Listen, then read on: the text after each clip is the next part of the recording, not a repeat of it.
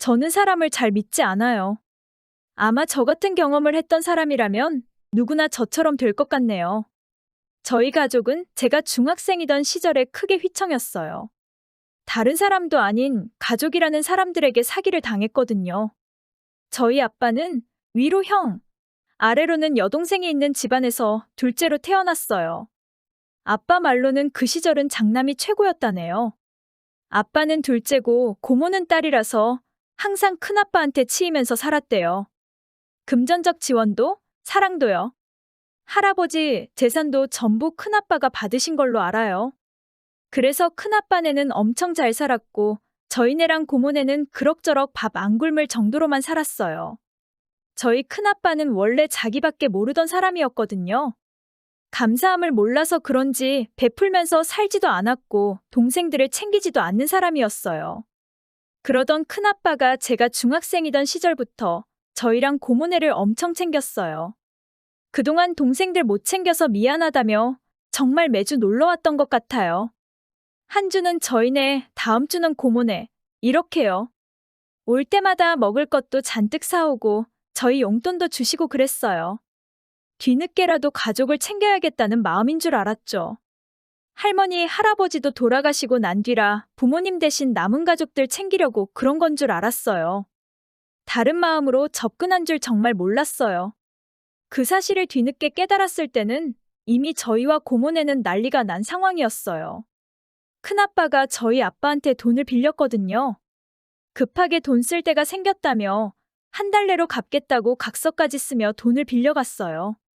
큰아빠가 먼저 각서를 쓰자며 지장까지 찍고 가서 철석같이 믿고 빌려준 거예요. 근데 각서고 뭐고 소용이 없더라고요.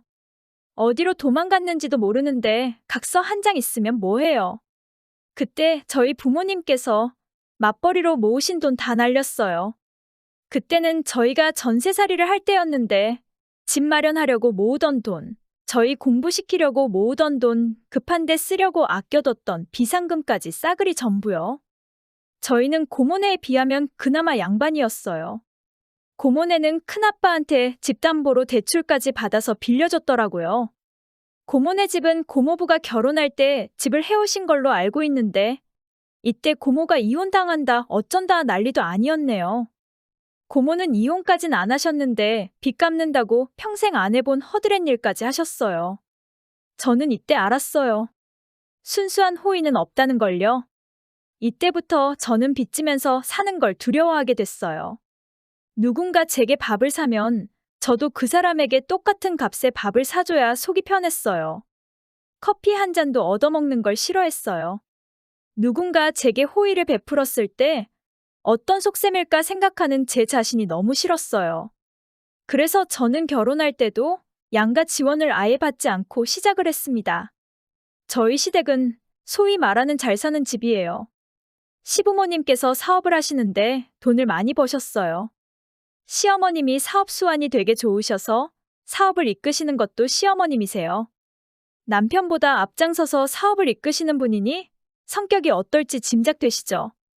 처음에 인사드리러 갔을 때부터 기세가 장난 아니셨어요. 그때 시댁에서 저희 결혼에 모든 걸 지원해 주시겠다 하셨거든요. 집과 혼수, 게다가 신차까지 다 뽑아주신다고요. 여유가 있으니까 해주신다고 하신 건데 저는 이걸 받으면 앞으로 그만큼 빚을 지게 되는 거잖아요. 그래서 저희의 힘만으로 자립하고 싶다 말씀드리고 지원을 거절했어요. 이때 시어머님께서 조금 서운해하시긴 했어요. 해준다는데 왜 안 받냐고. 너네 형은 도움받으면서 여유 있게 산다고요. 저희 남편은 둘째거든요. 시부모님께서는 이미 첫째를 장가 보내시고 여유 있게 지원 팍팍 해주면서 사셨어요.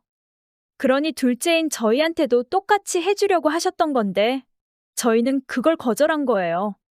그래도 저희 뜻 존중해 주시고 열심히 살아봐라 해주셨어요. 그렇게 12년을 살았어요. 그동안 남편과 열심히 일해서 저희 명의의 아파트도 마련했고 아들, 딸 하나씩 낳고 살고 있습니다.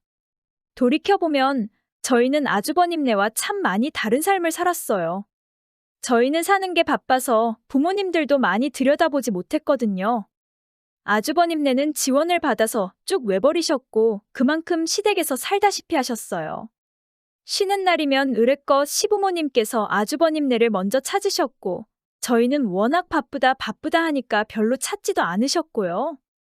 시부모님께서는 아주버님네 애들 병원비며 학원비며 다 지원해 주시고 용돈이라며 꾸준히 생활비도 주셨거든요. 거의 매년 1,000만 원씩은 받으셨을 거예요. 저희는 가끔 생신 때나 찾아뵙고 저희가 명절 용돈 드리면 그거 다시 저희 애들한테 주시고 그랬어요. 그만큼 관심도 적게 받아서 저는 시댁일로 남편과 싸워본 적이 없어요. 지원받는 아주버님네를 질투한 적도 없고 그냥 지금처럼 사는 게 너무 편하고 좋았어요.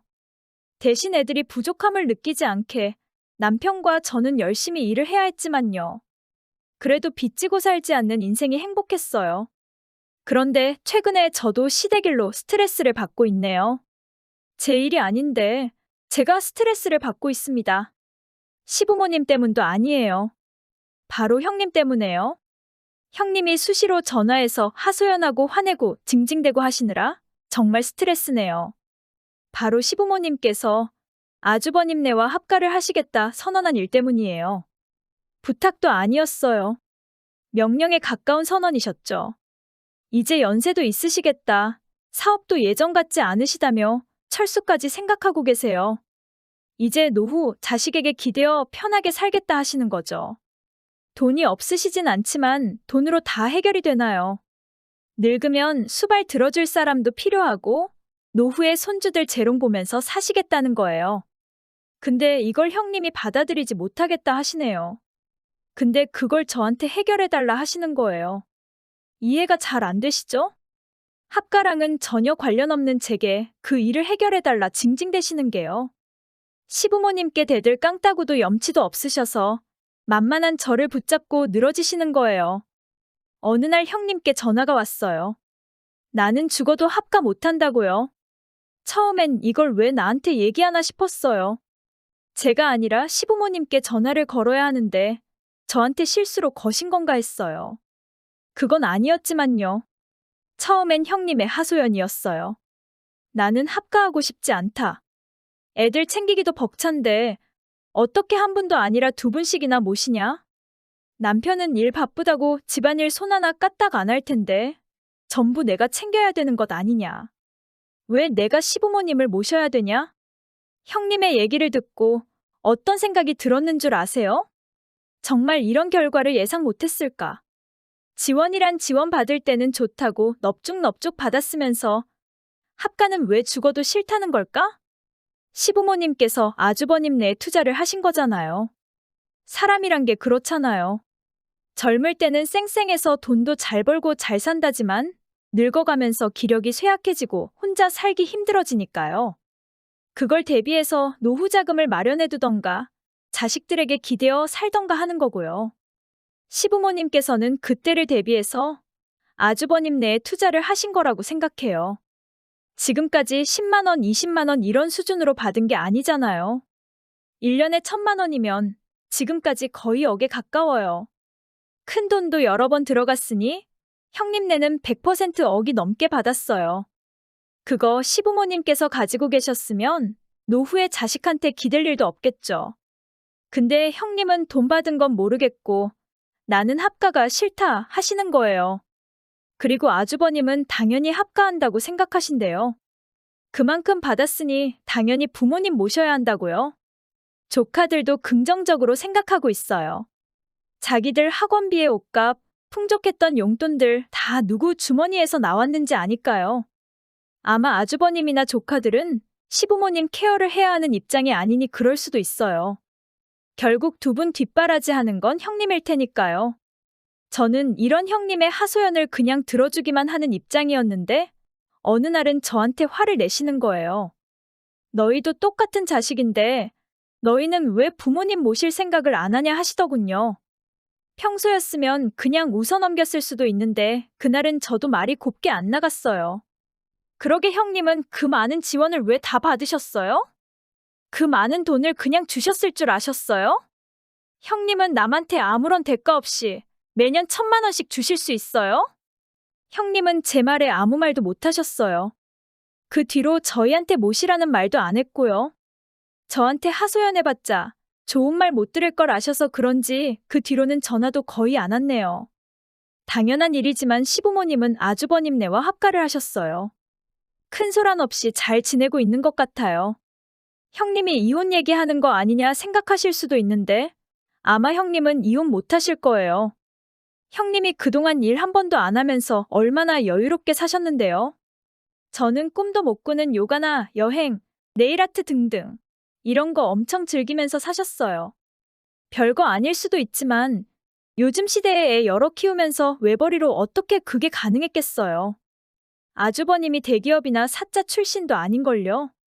그냥 시부모님과 트러블 없이 잘 지내시길 바랄 뿐이네요. 저희 부부는 똑같이 평온한 일상을 보내고 있어요. 남편하고 밥 먹으면서 형님네 얘기를 꺼냈어요. 혹시 시부모님 모실 생각 있냐고 물었는데 형이 있는데 자기가 왜 모시냐 하네요. 남편도 당연히 아주버님네가 시부모님 모실 거라는 생각을 하고 있었어요. 이런 결과가 나올 것이라는 걸 주변 사람들 다 아는데 형님만 몰랐다는 걸까요? 아니면 알면서도 모른 척한 걸까요? 남편도 저처럼 욕심이 없는 사람이라 다행이다 싶어요. 저희는 이 정도로 만족하며 잘 사니까 형님도 현실에 순응하고 즐겁게 사셨으면 좋겠네요. 저는 이렇게 또 교훈을 하나 얻어가요. 이유 없는 친절은 없다는 걸요. 저는 그저 제 능력이 닿는 선에서 욕심 안 부리고 열심히 살아가렵니다.